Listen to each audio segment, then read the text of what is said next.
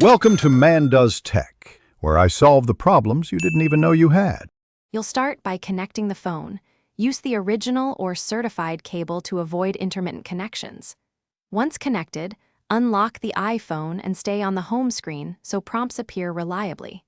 You should watch the phone while the computer recognizes the device, because the trust dialog appears only when communication begins.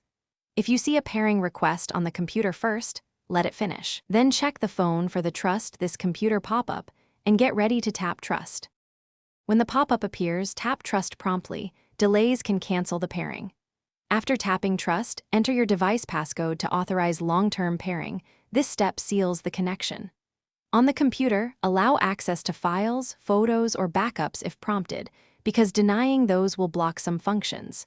If iTunes or Finder asks to sync, choose according to need. Syncing is optional. Make sure both devices stay connected until the computer shows the iPhone as trusted. Once paired, confirm the iPhone shows up in Finder or iTunes as trusted and usable for backups or transfers.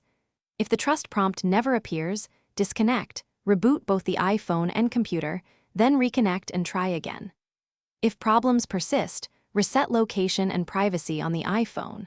Settings general transfer or reset location and privacy, then reconnect to force the prompt. One key tip: try a different USB port or cable before deeper troubleshooting to rule out hardware faults. Thanks for watching. If you found this helpful, don't forget to like and subscribe.